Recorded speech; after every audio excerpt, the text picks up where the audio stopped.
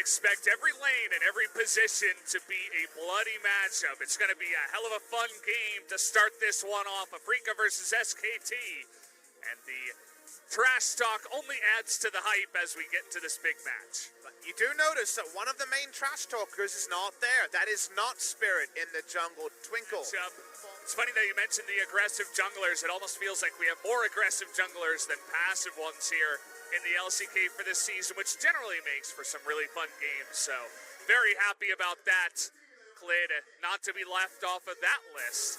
Going to be going up against Dread, the battle of the aggressive junglers there. Both have gone the victories. The team's doing the crazy stuff, as recently evidenced as our first series, Summit, and the rest of Sandbox Gaming.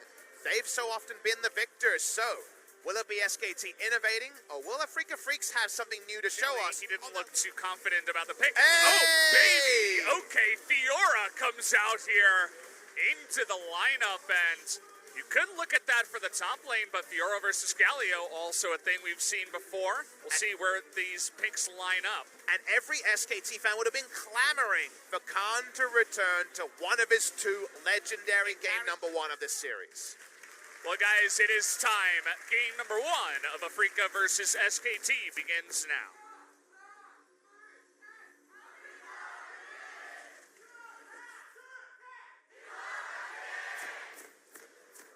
Afrika always had a pretty strong fan base, but here in Korea, nothing really... I understand. Bot lane is the strong side for Clid, so for now at least, it seems like the junglers are observing the tendencies of the Dross they've locked in. Clid, interesting path, starts red, comes down, takes Scuttle, cleans up Raptors, and then makes her way all the way down to the bottom lane. There is a ward in the brush. A fresh ward as well. It was just placed because they know that Clid is playing bot side. Nicely done by very good communication there between Dread and his new mid laner and Yukal.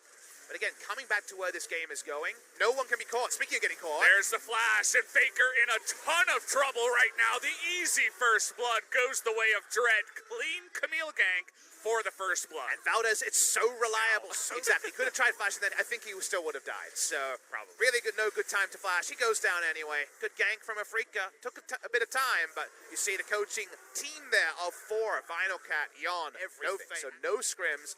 So no public information at all, but here in the mid. Oh boy, it's time to trade a kill as Galio is going to be put into death chamber by the Urgot. Nice follow-up play there by Faker and Clid to win a kill back to their team. And still were able to play around the tendencies of Yukal of the past. Nicely done in the mid lane there. Very safe around that, making sure they don't get ganked, but how about a Rift Herald for some extra gold in the mid side? At least both Clid and Mata are there to not allow them to get any more than just a couple of plates.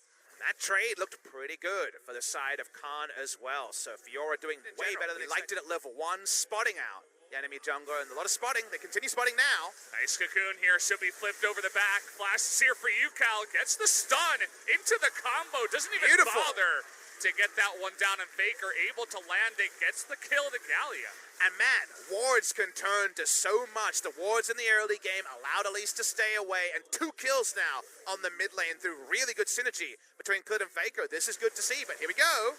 Well, they spot them coming in, aiming, taking a ton of damage, has to flash away from that one. Mata makes his way in with the grand entrance from downtown, and Dread in so much trouble now is going to be taken up. Nice follow-up cocoon here onto Jelly.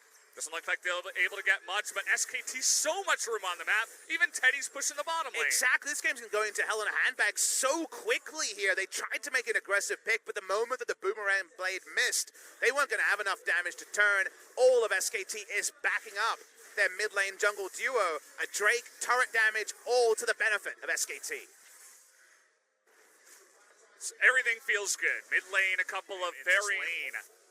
Love bringing back the Fiora for what would be a very hard lane. We're going to have a big engage, though, trying to get on top of Mata. The blasting plant, though, knocks Dread out of the Hextech ultimatum, which gives him the room to get out. That is huge to keep them safe as turrets go down on the other side. All calculated for SKT, and meanwhile, Afrika are all at sea. They're trying to turn onto Faker, but I don't know if this is the right call. Dread, he is so squishy as well. He has that stopwatch, which is going to save him, but Faker and Mata going 2v4, going to win the fight. Meanwhile, Khan's under the inhibitor turret at 18 minutes. There's that one riposte in the grand entrance. He is going to go in and hop his way looking out. Good for SKT. They control the pace of this game, but will we see a desperate engage? Because it already feels like the next one from Afrika might be necessitated in the next 2 to 3 minutes. Jelly forced ultimate, just a bit of a wonky positioning there. That Baron to even higher highs. SKT going to be pretty happy with that. Would love to go back and do a VOD review of the early game warding. To me, the warding in this game was the real MVP. Because again, he's even away from the rise. He's on something that can attack lane and scales well. Dread dives in, doesn't find anyone. Hookshot on cooldown. Righteous Glory by Faker. They want blood as Dread even has to flash away from that one after hookshotting over walls. They can actually clear vision better than most comps on this patch. As under turret, seems like Khan misjudged that one. Don't worry, guys. He's got Ravenous Hydra. Next minute. Oh, there it is. Mana finds two. The Galio comes in, but Alistair goes down first, and they're looking for Dread as well. Keen and Khan both TPing in, but already two members of Afrika are down. UCal trying to do his best to fight up against Khan. Goes for the flash here on a Faker. But it's not going to go too well as Keen is going to be burst down. Could even be an ace, only aiming with no room to even DPS is left alive as SKT take out 4. 4 kills for 0, no deaths at all. SKT play that perfectly. Like we mentioned, with their sweepers, they can clear vision and actually make a proactive pick at 24 minutes around inner turret territory in mid. They have a lot of Baron damage, but a lot of squishies here. They'll trade tank it down. They'll get the Baron, and SKT open up a huge lead in game number 1. Wow, and now you got Khan on Fiora with Baron and unbelievable pockets filled with gold right now. He hasn't even gone back and bought right now. He's probably going to pick up a third full item when he does. Let's take another look at the fight, though. Watch the replay here. It's all about the assertive picks you can make when you have a control ward lead. The deep teleport in the mid lane is always going to be turned upon by 2+ members. They just kill the closest target. Everything lines up for SKT, and now in the 1, in the 5, in the catch, SKT have nothing to worry about. They have what feels like an unassailable lead in game number 1.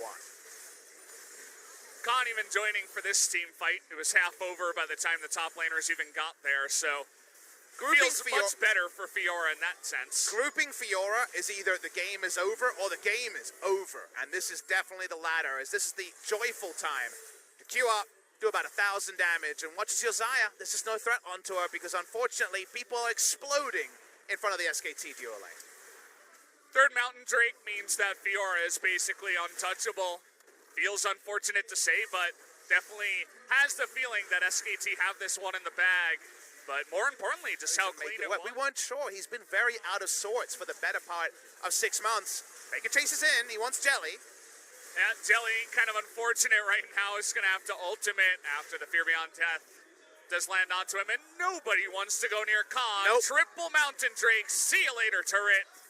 As a couple of them will go down here, Khan and the rest of SKT pushing for that win.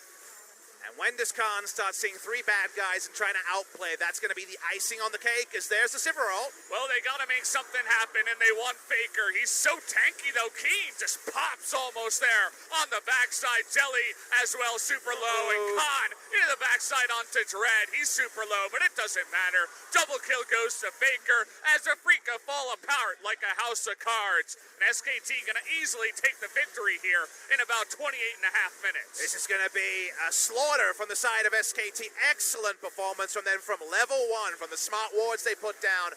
The vision led the way, the players did the rest, and well-deserved victors in our first game of the series. Mop the floor with them in game number 1, and the hype is real. We're all filled up here at the LoL Park. Lots of SKT fans going to be ecstatic with the way that game number 1 did go in the favor of SKT. And it's with that swagger, the macro swagger and the micro swagger. It's the way they did it that should now let us know that that calendar circling of the 31st of January seems pretty damn justified. Griffin versus SKT will be on the final match day of January. It can't be soon enough, Valdez, because it's great to see this Game 1 performance. And if SKT can back it up, maybe we do have 2